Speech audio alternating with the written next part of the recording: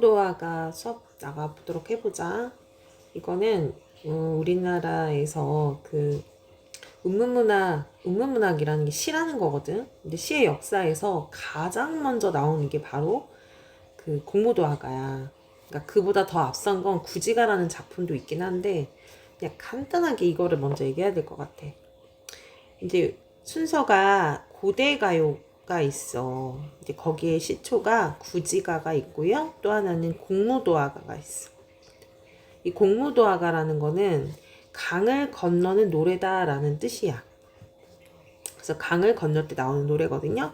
그래서 고대가요의 형태로 이제 구지가와 공무도화가 이렇게 있고, 우리가 이제 그 다음에 아는 거는 많이 들었을 거예요. 향가 같은 거 있죠. 뭐 정읍사, 뭐 예를 들어서 서동요, 그다음에 아이고 뭐 제망매가 이런 애들 있고, 그다음에 여기서 이제 나오는 게 이제 고려가요. 그다음에 이 고려가요 같은 경우에는 대표적인 게 뭐 가시리, 뭐 이런 애들 있고, 또 동동이라는 것도 있었고, 이제 이거 다음에 나오는 게 이제 경기체가 뭐 이렇게 쭉쭉쭉 고전시부터 쭉 있거든. 근데 이제 고대가요에서 공무도화가 여기가 이제 우리 운문문학의 거의 역사에서 처음이다라고 얘기할 수가 있다. 다시 지울게요. 자, 그래서 이제 공무도화가를 내용을 하기 전에 이거 잠깐만 알고 가는 게 좋을 것 같아. 이게 나오게 된 배경까지도. 이거는 선생님이 좀 빨리 읽어볼 테니까 한번 같이 볼게. 이 노래는 고조선 때 백수광부의 아내가, 여기서 백수광부라는 거는 누구를 얘기를 하는 거냐면, 이제 쉽게 말해서 그 점을 보는 무당을 얘기하는 거야. 그러니까 약간 머리가 하얀 무당? 뭐 이렇게 미친 사람.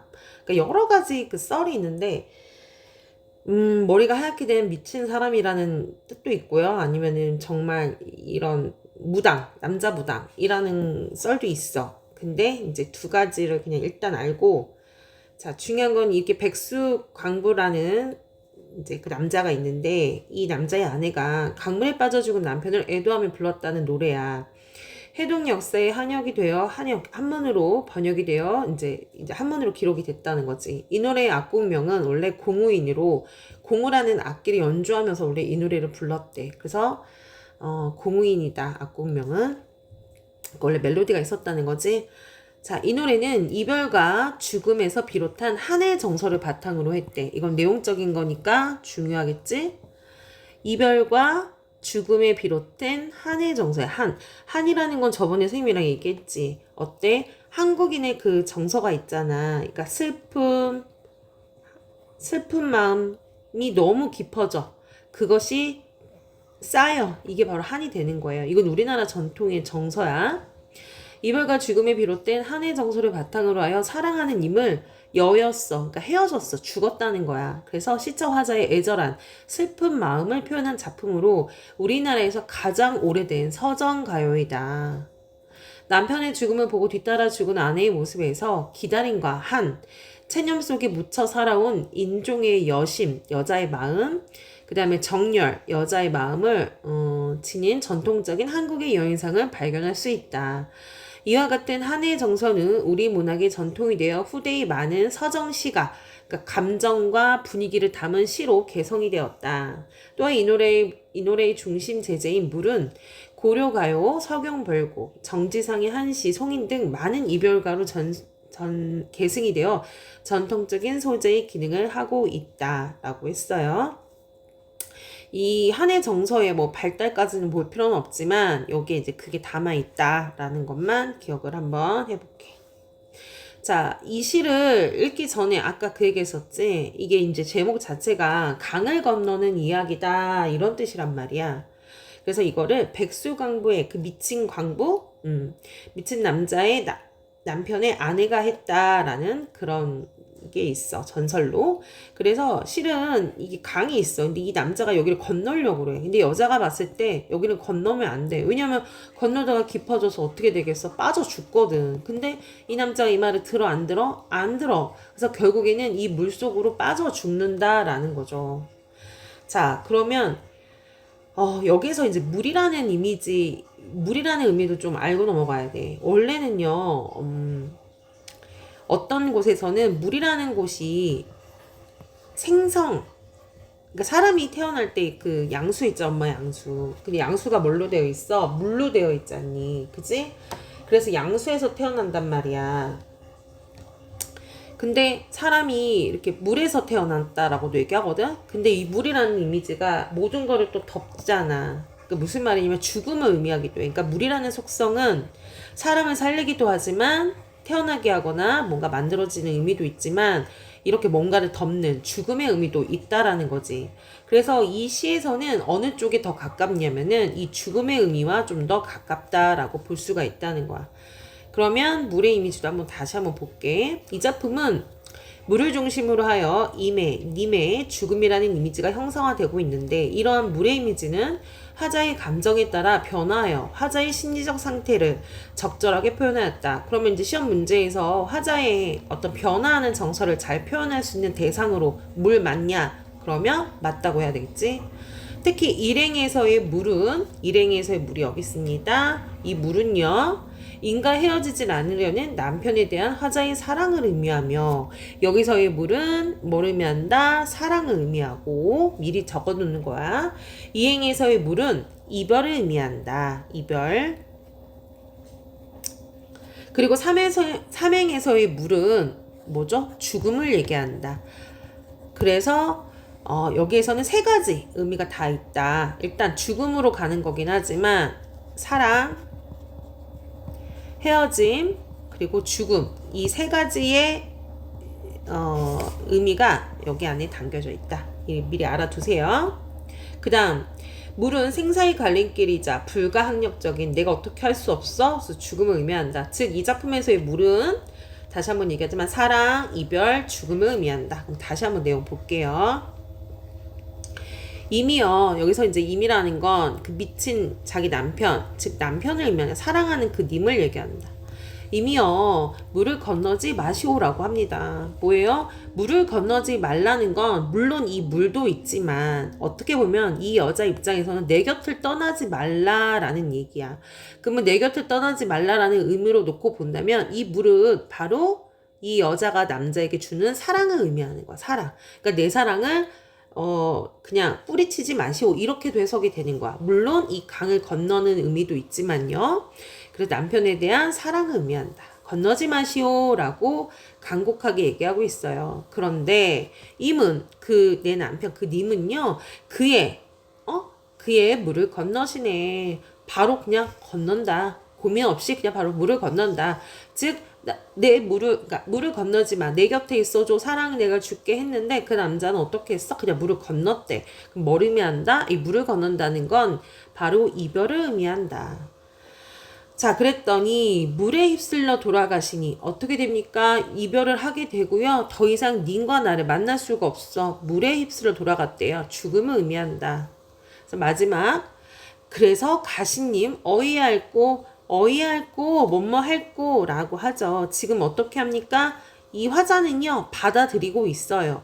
그래서 체념하고 있단 말이야. 중요한 거는 남편의 죽음을 받아들이지 않는 건 아니야. 물론 처음에는 만류를 했지. 가지 말라고. 하지만 이미 물에 빠져 죽고 그것 즉 이별 영원한 이별을 이 화자는 뭐 하고 있다는 거죠? 체념하고 있다는 것을 알 수가 있더라. 자, 그럼 이 시의 주제가 어떻나 볼게요. 이 시의 주제는요. 아까 잠깐 이 갈래부터 고대가요, 한역, 한문으로 이렇게 번역돼서 저장된 한역시가 그리고 어떤 분위기를 나타낸 서정시. 성격은 서정적이고 애상적, 슬프고 체념적이다. 죽음을 받아들이고 있다. 형식은 사언, 사구체라고 하는데 그러니까 쉽게 말해서 내 행으로 되어 있다. 이런 의미예요. 그리고 표현은 직서법이라고 하는데 이거는 신경 쓰지 마세요. 이 시의 죄제는 물을 건너는 임에 대한 것이다. 주제는 임을 여인 슬픔과 사랑을 의미한다. 자, 그럼 이 시의 의의 중요한 점은 뭐였냐면 이게 원래는 고대가요였다고 했잖아요. 고대가요. 처음에 가장 오래된 앞전번에 선생님이 고대가요 중에 여기 나오네요. 구지가 있다고 했잖아요. 이 구지가는 이 거북이야 목을 내놔라 막 이런 종류의 노래인데요. 이게 뭐냐면 이 거북이의 목이라는 건 어떤 왕의 탄생을 얘기하는 거예요. 그래서 약간 제사를 지낼 때 약간 불러줬던, 그러니까 사람들이 같이 모여서 제를 지낼 때 불렀던 노래가 이제 구지가 같은 겁니다. 그러니까 집단적으로 주술적인 노래처럼 같이 불렀다라고 해서 집단가요라고 하거든요. 역시 이 노래도 마찬가지로 원래 옛날에는 멜로디가 있었다는 거지. 그래서 얘도 다 같이 불렀어. 약간 어떤 제의식으로. 그래서 집단가요의 성격을 띠고 있다. 그리고 집단가요에서 어쨌든 그 이별과 사랑과 정서를 얘기하고 있잖아요. 그래서 서정시로 넘어가는 이게 대빵 중요해요. 과도기의 성격이다. 과도기.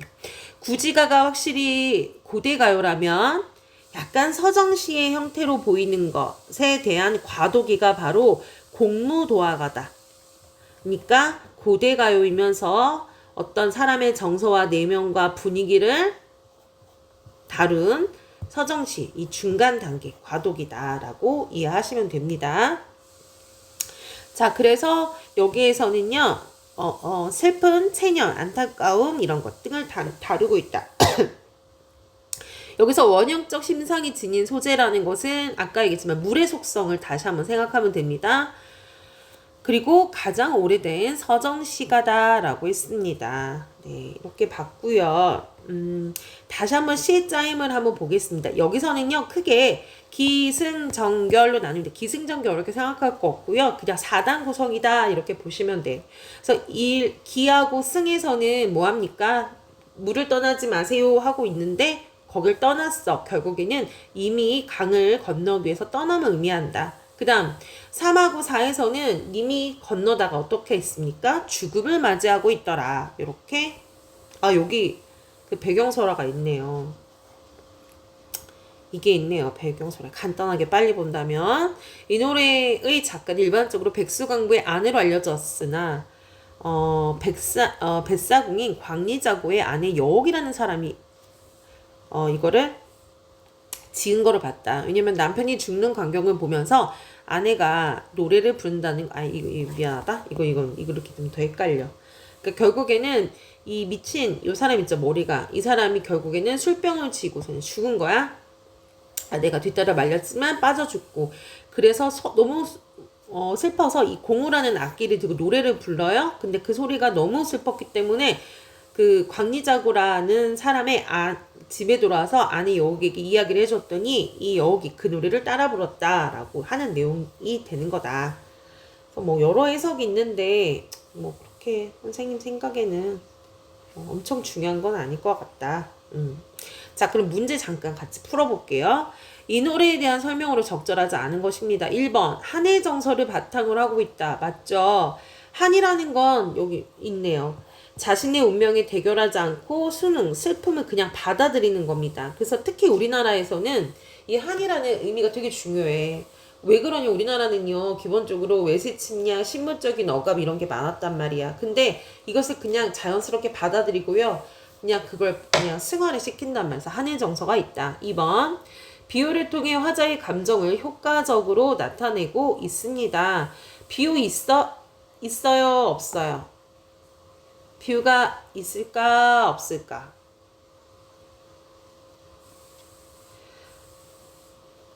그쵸? 비유가 있겠죠. 네네. 화자의 감정을 효과적으로 나타내고. 근데 비유라기보다는 그냥 그 물을 건너지 마시오라고 했는데 그 물이라는 건 아까 사랑, 이별, 뭐 그런 것들과 연결이 된다라고 선생님이 아까 잠깐 얘기했었죠. 진달래, 가시리. 근데 그렇다고 해서 지금 비유를 통해가 아니라 원형적 이미지, 비유의 엑스할게 선생님. 그러니까 헷갈릴 것 같아. 원형적 이미지 있다고 했잖아요. 원형적 이미지가 뭡니까? 아까 그 물이라는 속성 있지요. 이게 가장 물의 기본적인 속성이잖아요. 그러니까 물을 비유했다라고 볼 수는 없는 것 같아. 물론 뭐 이별이나 죽음을 의미하는 것도 있지만 여기선 비유는 없다. 자, 3번. 집단가요에서 개인적인 서정시로 넘어간다고 했죠? 가독이라고 했어요. 사랑하는 님의 죽음으로 인한 슬픈 정서, 그쵸? 표현하고 있죠? 5번, 가시리 김소울의 진달래꽃들과 맥이 닿아 있다. 그죠? 가시리 김소울의 진달래꽃. 인과의 이별을 그냥 받아들이는 의미로 사용이 된다. 자, 이 노래에서 이 노래가 이랬다 저랬다나 여기는. 자, 이 물과 인당수에 대한 설명으로 적절한 거래요. 심청전에서 심청은 아버지 신봉사의 눈을 뜨게 하기 위해 곤양비 300석에 팔려 인당수, 이거 물입니다. 이 바다 이름. 그래 빠져 죽게 되나 용궁에 들어갔다가 다시 연꽃으로 나와 황후가 됩니다. 그리고 맹인잔치를 열어 뭐 이런 일이 있었는데요.